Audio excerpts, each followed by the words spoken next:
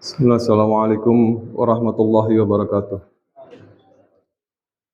Alhamdulillah Rabbil Alamin, wassalatu wassalamu ala ashrafil anbiya wal mursalin wa ala alihi wa sahbihi ajma'in, amma ba'du. Qala Allah Ta'ala fil Qur'anil Karim, a'udzu billahi minasyaitonir rajim.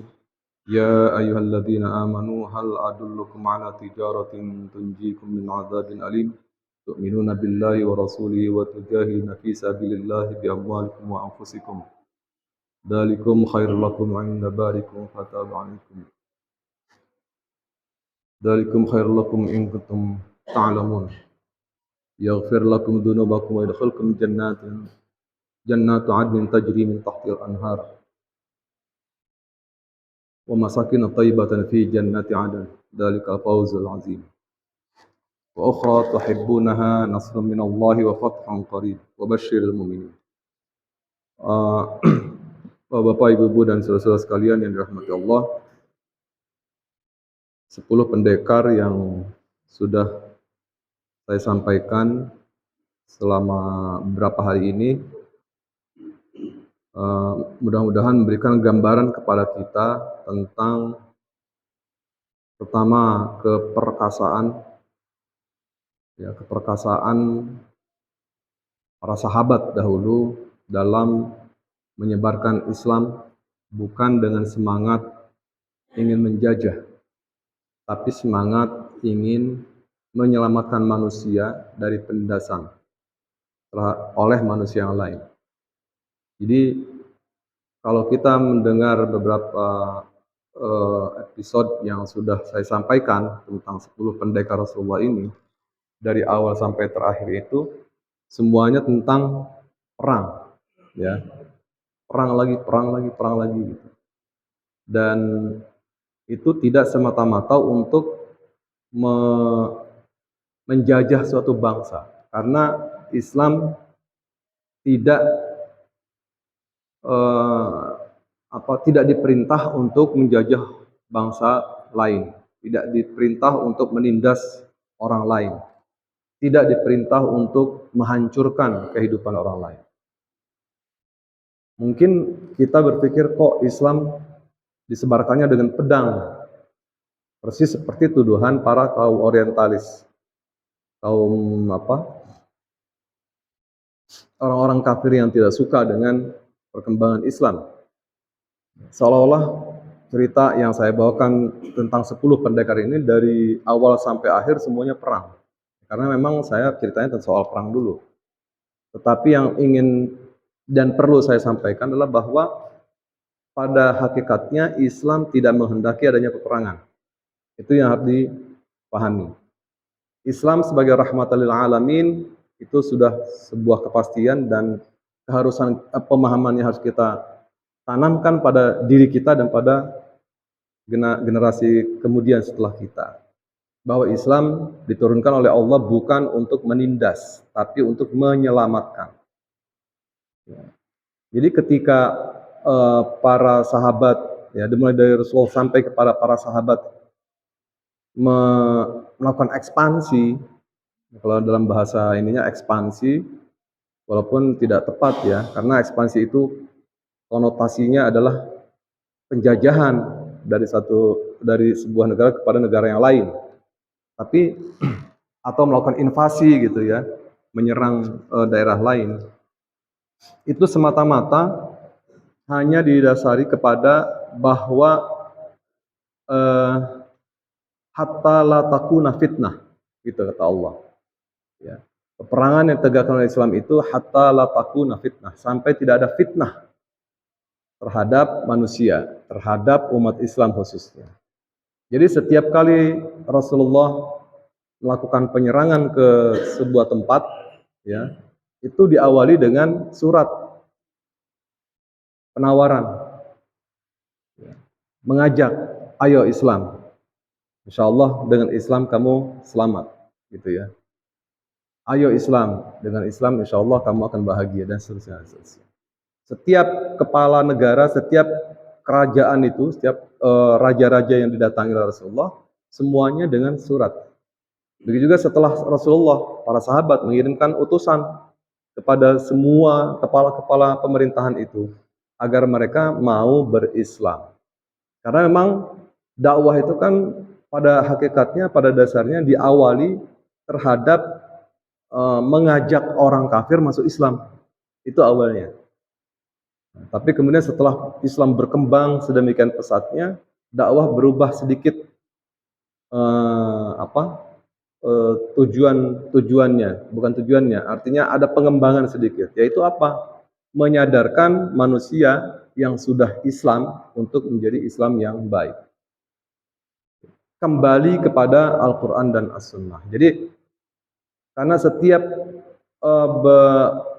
100 tahun itu, ya, masa periode dari 1 ke 100 itu selalu saja ada degradasi, ada persoalan dari ajaran-ajaran Islam yang lenyap atau yang baru ditambahkan hasil kreasi manusia. Sehingga lama-kelamaan nilai Islam itu semakin tidak jelas lagi. Semakin jauh dari Al-Quran, semakin jauh dari hadis Rasulullah SAW. Dari sumber nilainya. Nah, jadi setiap kali selalu saja ada 100 tahun itu ada beberapa orang di beberapa wilayah sebagai mujaddid namanya. Pembaharu. Pembaharu dalam pengertian dikembalikan tuh semangat orang-orang Islam untuk kembali kepada ajaran Islam yang murni. Tidak lagi kemana-mana. Karena kalau kita membaca sejarah, Islam begitu berkembang dengan pesat, setelah tidak ada lagi pekerjaan yang utama untuk menyebarkan Islam itu ke sebuah negara secara kolosal karena memang tidak ada penentangan. Nah, kemudian timbul persoalan-persoalan bercampurnya Islam dengan nilai-nilai tradisi yang berlaku di negara-negara tersebut. Ya, seperti di Indonesia bercampur dengan tradisi-tradisi nenek moyang, ya, sehingga ada ajaran-ajaran Islam yang tercampurkan dengan ajaran-ajaran nenek moyang, lalu akhirnya nilai-nilai Islam itu sendiri menjadi tidak jelas. Ini ajaran Islam atau ajaran Hindu, gitu ya. Ini Islam atau Buddha. Nah, karena adanya hal seperti itu, maka kemudian muncullah orang-orang yang mengingatkan, ayo jangan terlalu jauh, kembali kepada Quran dan Sunnah. Nah, misi Islam pada awalnya itu tidak demikian, tapi memperkenalkan Islam. Karena apa? Karena saya sebutkan ada dua kekuatan raksasa, Persia dan Romawi. Mereka inilah yang menghapus nilai-nilai agama, bukan cuma ajaran Kristen sendiri atau ajaran Yahudi sendiri, tapi nilai-nilai agama itu dihapus sama sekali. Yang ada adalah kekuasaan yang didasarkan atas nafsu. Sehingga kalau kita baca sejarah perkembangan kerajaan Romawi, kerajaan Persia, itu semuanya adalah peradaban nafsu, syahwat politik, syahwat kekuasaan, dan syahwat hewani pada manusia yang terus dikembangkan. Mungkin walaupun tidak sepenuhnya benar, kalau kita menyaksikan film-film lama ya, klasik dan kolosal, misalnya film Samson and Delilah gitu. Ya. Samson itu nabi ya, namanya Shamun. Itu di Barat atau di Bible itu sebenarnya Samson. Yang kita sering tahu Samson itu perkasa gitu ya. Nah, itu film kolosal. Kemudian ada pokoknya film-film kolosal yang menggambarkan tentang kerajaan Romawi, tentang kerajaan Persia. Itu semua isinya menebarkan syahwat. Wanita tidak ada harganya pada zaman-zaman itu. Walaupun seperti disanjung-sanjung, padahal tidak. Justru mereka diperlakukan seperti hewan. Ya, itu yang berlaku. Nah, Islam datang menyelamatkan kehidupan yang serba hewani tadi, serba binatang itu. Ya. Lalu ditawarkan sebelum Islam datang secara fisik, dikirim dulu surat pada rajanya. selalu diawali dengan Bismillahirrahmanirrahim. Ya. Kami mengajak Anda untuk memeluk Islam, meyakini Islam. Insya Allah dengan itu kamu selamat. Kalau kamu tidak mau, oke. Kita memberikan kerjasama keamanan bersama, gitu ya. Keamanan bersama. Kalau juga tidak mau, keamanan bersama itu konsekuensinya adalah ya bayar dong, kan saya membantu keamanan. Gitu. Nah, tapi kemudian yang ketiga ya kalau sikapmu terhadap kedatangan kami ini keras, menolak, ya terpaksa kami datang untuk menyelamatkan orang-orang yang ada di negeri ini. Dan umumnya ketika Islam datang memasuki sebuah daerah, sebuah negara, itu penduduknya umumnya menyambut gembira. Kenapa? Karena mereka ditindas oleh penguasanya. Gitu ya. Ditindas oleh para penguasa. Seperti ketika memasuki daerah Mesir, Damaskus, kemudian terus ke Afrika sana, mereka itu ditindas oleh Romawi, oleh orang Romawi atau oleh orang Persia ketika mereka saling bergantian berkuasa di beberapa wilayah. Jadi sekali lagi Islam datang itu menyelamatkan mengangkat manusia yang tertindas menjadi manusia yang sama kedudukannya di hadapan hukum dan sebagainya. Jadi menawarkan itu. Nah, ketika Islam melakukan penyerangan, itu karena sikap si raja atau si pemimpin sebuah negara itu yang menolak dengan keras. Misalnya ada satu raja begitu disuratin dibaca apa ini langsung cabik-cabik, buang. Gitu. Ketika Rasulullah menerima berita itu langsung beliau mengatakan kita akan merobek-robeknya seperti mereka merobek kertas surat yang dikirimkan. Bukan cuma itu, ya setiap ada kan kemudian Islam itu mengirim 1-2 orang masuk ke negara itu untuk menyebarkan Islam, berdakwah. Nah begitu mereka tahu, wah ini rupanya langsung ditindas, dibunuhlah segala macam. Terus dikirimkan para dai-dai itu ke mereka. Setelah ternyata semakin brutal, barulah dikirim pasukan. Jadi seperti itu peperangan terjadi di kalangan ketika Islam menundukkan, menaklukkan 2 kekuatan raksasa ini. Karena kedua raksasa ini menindas penduduknya. Dan mengapa pasukan Islam begitu mudah untuk mengalahkan mereka? Karena mereka tidak didukung oleh rakyatnya. Ya, ketika Islam masuk ke wilayah Syam itu Mesir, Palestina, Irak, Suriah, yaitu Syam, negara-negara Syam. Itu masyarakatnya malah berpesta ria dengan datangnya pasukan Islam. Kenapa? Mereka bebas dari pajak. Karena Islam begitu datang, yang pertama dicabut itu pajak. Dalam ajaran Islam tidak dikenal pajak. Di Islam dikenal zakat. Gitu. Beda antara pajak dan zakat itu. Ya. Zakat itu dikelola dengan semangat keimanan, ketakwaan. Sehingga uang yang masuk kepada bendahara negara itu betul-betul digunakan sebagaimana mestinya, sesuai dengan Quran dan Sunnah. Ya.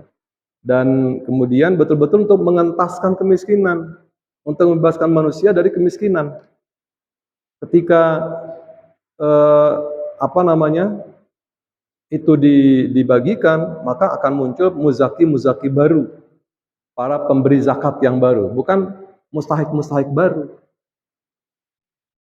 Sekarang ini terjadi persoalan ketika membagi zakat, zakat mal ya, itu bukannya menambah muzaki tapi menambah mustahik, menerima, bukan pemberi. Sehingga negara kita itu semakin belum lagi persoalan juga kalau di Indonesia ya, persoalannya kepada masih sedikit pemberi zakat itu. Ya, orang-orang kaya kita itu masih cukup pikir berbagi kepada sesama, sehingga belum ada keseimbangan ya.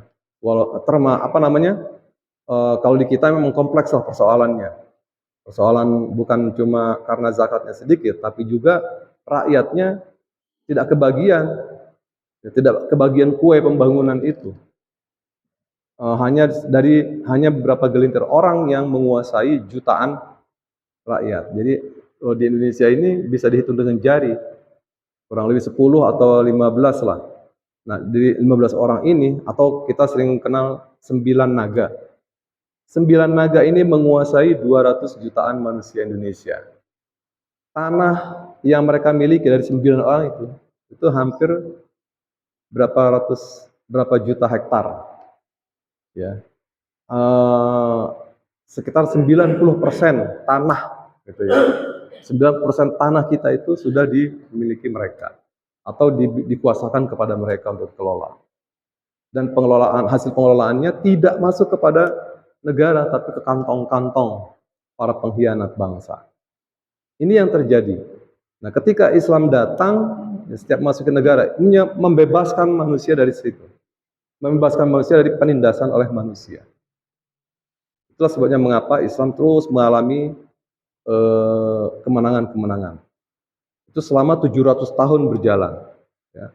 Nah, begitu sudah sampai puncaknya, ternyata masuklah penyakit-penyakit baru dari yang dialami oleh umat Islam. Yaitu apa? Seperti yang dikhawatirkan oleh Rasulullah SAW. Ketika pasukan Islam mendapatkan ghanimah ini harta rampasan perang yang berlimpah sampai menutup Madinah. Ya, ketika memenangkan perangan dari Romawi dan Parsi, itu pasukan Islam membawa kekayaan dari Persia dan Romawi itu sampai memenuhi kota Madinah, harta benda yang dibawa itu, dan itu dibagikan kepada rakyat secara merata. Nah, ketika Rasulullah melihat itu, Rasulullah menangis. Langsung katakan, inilah yang saya khawatirkan adalah ketika umat Islam memperoleh harta benda sebanyak-banyaknya dan kemudian dilalaikan oleh itu. Dilalaikan oleh harta yang sebanyak-banyaknya. Itu yang dikhawatirkan, dan ternyata terjadi. Ketika Islam mencapai puncak kejayaannya, mereka kemudian hubbud dunya wa karahiyatul maut. Cinta kepada dunia secara berlebihan dan kemudian takut mati. Itu udah otomatis. Kalau orang sudah cinta pada dunia berlebihan, pasti takut mati. Pasti nggak mau tahu dengan urusan Allah. Itu bukan urusan saya, itu urusan orang lain. Pasti begitu pikirannya. Sehingga ya udah terjadilah kemudian penurunan kualitas umat Islam. 700 di puncak, sekarang 700 sudah mentok nih. Pada abad ini sudah mentok. Tidak ada tempat lagi untuk masuk, kecuali untuk naik lagi. Ya, untuk naik lagi. Nah, kita sedang proses menuju naik. Cuma naiknya bagaimana, wallahu a'lam. Kita bisa menyaksikan sendiri. Saat ini saya selalu mengatakan, kita ini ada di periode keempat, yaitu periode penindasan kepada umat Islam. Di mana-mana. Bukan cuma di sini, tapi di mana-mana, di seluruh dunia, umat Islam terus ditindas habis-habisan. Dan untuk itu kemudian Allah nanti akan menurunkan pertolongan. Bagaimana? Ya, akan ada nanti seseorang yang akan membawa kemenangan. Dan itu sudah mulai. Sedikit demi sedikit umat Islam sudah mulai bergeliat untuk menghadapi tekanan, penindasan, kezaliman dan sebagainya itu. Dan nanti pada puncaknya adalah Islam akan berkuasa kembali di bawah naungan Khilafah Alamin Hajin Nubuwah. Kepemimpinan yang disemangati oleh hukum-hukum Islam secara murni kembali kepada zaman Rasulullah SAW. Jadi sekali lagi mesti kita pahami bahwa peperangan yang dilakukan oleh para sahabat dulu, dari Rasul sampai para sahabat, bukan untuk maksud menjajah. Ya, orang Belanda datang ke sini itu betul merampok. Diambilnya harta kekayaan kita untuk membiayai peperangan yang terjadi di Eropa. Perlu kita ketahui, peperangan di seluruh dunia, penjajahan dilakukan oleh orang Barat itu sebenarnya karena mereka sudah kelelahan, kehabisan sumber daya alamnya, sumber penghasilannya untuk membiayai tentara dan membiayai negaranya. Akhirnya mereka sepakat berhenti dulu, lalu mereka berbagi, kamu ke timur, saya ke barat. Ya, dibagi itu para penjajah. Nah, kemudian datang menjajah negara-negara Islam yang sebelumnya sudah diporak-porandakan. lalu datang ke sini, ke Nusantara. Sebelumnya juga sudah di porak-porandakan. Itu berbagi. Ada yang modelnya pelan-pelan, tapi pasti menggerogoti mereka, menggerogoti umat Islam. Ada yang model Belanda. Belanda ini kasar, ambil melalui para pedagang awalnya, ya, melalui para pedagang VOC itu. Mereka berbisnis lalu menguasai sedikit demi sedikit alam, kekayaan alam kita. Dan ini untuk membiayai perang nanti di Eropa, dan itu kan terjadi lagi perang setelah mereka memiliki sumber penghasilan. Sumbernya dari kita, diambilin, ya, dikeruk satu sedikit demi sedikit. Dan kita juga saksikan hari ini, model VOC itu sudah berjalan, sedang berjalan. Cuma ganti warna, ganti rupa. Tidak lagi bule, tapi kuning. Kuning dan bermata sipit. Ini yang sekarang terjadi. Ya. Kekayaan alam kita itu sudah, kata Bapak Mahfud MD dalam sebuah ininya, beliau mengatakan, kalau saja tambang saja, nggak usah yang lain dulu, tambang saja, seperti batu bara, emas dan sebagainya itu, yang hasil bumi tambang, itu betul-betul untuk negara, tidak ada orang miskin di negeri ini. Setiap orang bisa dibiayai 20 juta per bulan. Itu kata Mahfud MD. Ya, setelah dia hitung-hitung penghasilan dari tambang kita itu, yang sumbernya belum habis, bahkan mulai ditemukan lagi yang baru. Makanya orang-orang Barat dan Timur itu nafsu betul menguasai kita. Karena ini sumber penghasilan untuk mereka menjajah dunia lagi nanti. Ini yang harus kita pahami dengan benar. Ya. Jadi kata Mahfud MD, tambang saja kalau dikelola dengan baik, jujur, amanah, itu kita nggak perlu bekerja dah, dikasih duit 20 juta oleh negara. Mau Pak? Bu? Mau nggak? 20 juta sebulan nggak usah kerja.